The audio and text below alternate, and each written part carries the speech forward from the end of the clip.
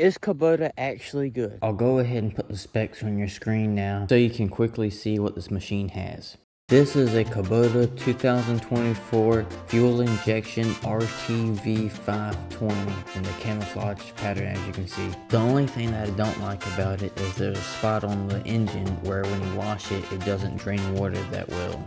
But other than that, that's the only thing.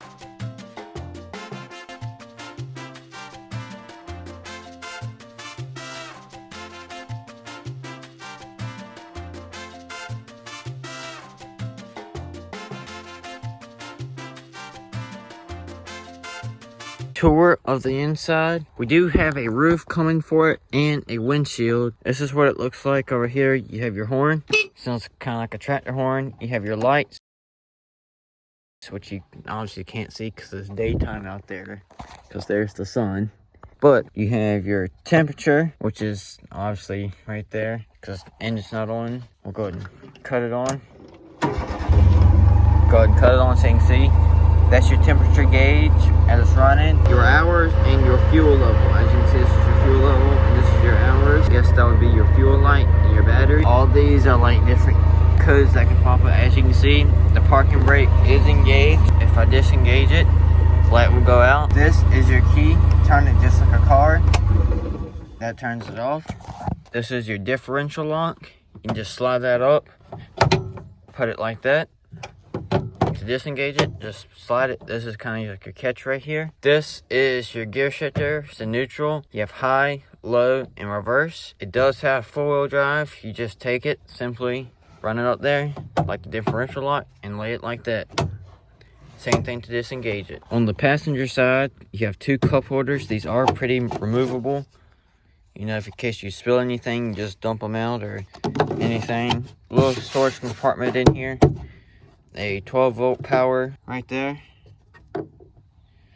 Your brake and gas pedal, and from earlier, your parking brake. It does have seat belt, simply just like a car. Take it,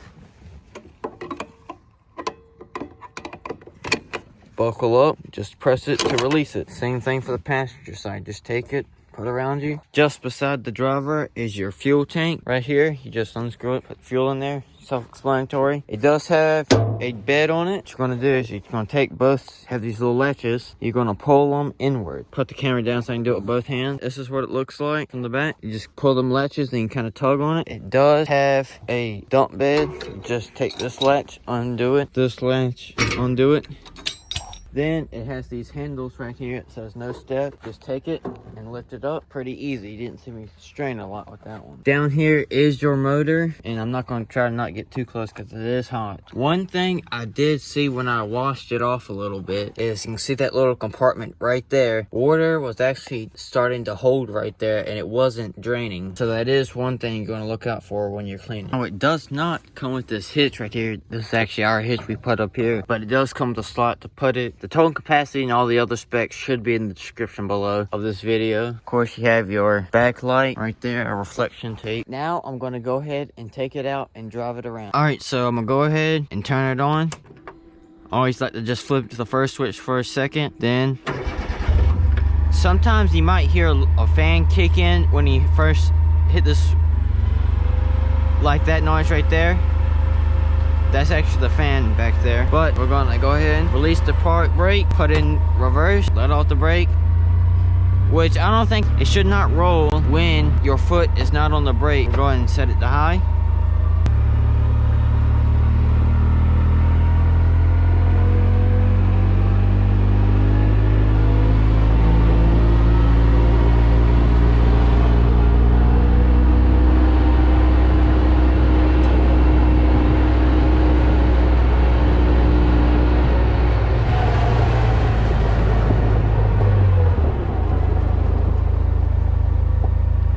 I did not use any brake movement right there. As you can see, it slowed down on its own. I was going full speed, which is about 25 miles an hour is what I think it get. Well, spec sheet says 24.9, but still, really.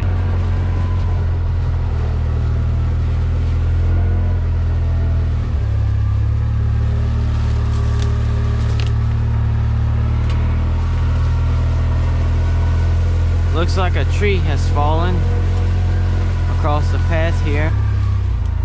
Move it out the way. Make sure you don't see any snakes. It looks like it's all one big piece, and yeah. This tree has definitely been here for a while. See, there's no leaves under it, and it's a fence right there. So I'm gonna come back with a chainsaw sometime and move out the way, because it's a pretty big limb, and quite frankly, I don't want just a big old hunk of tree. Anyway, we're going to go ahead and start it back up and see if we can get around to the woods over there, and we'll test it out some more. And you're noticing how it's not doing anything. That is because it is already in gear. Put it in neutral. It will now cut on. Go ahead and reverse.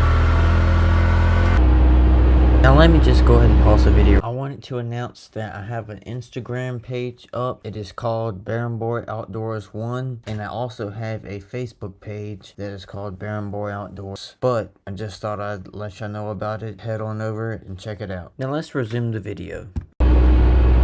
Now, this is one of the reasons why we got this specific model versus like your full size side-by-side, is that this one is much more narrower than your traditional side-by-side. So when you're in here in wood, you obviously see how tight it is, and you can just go through tight spaces just like this without hitting trees and other things.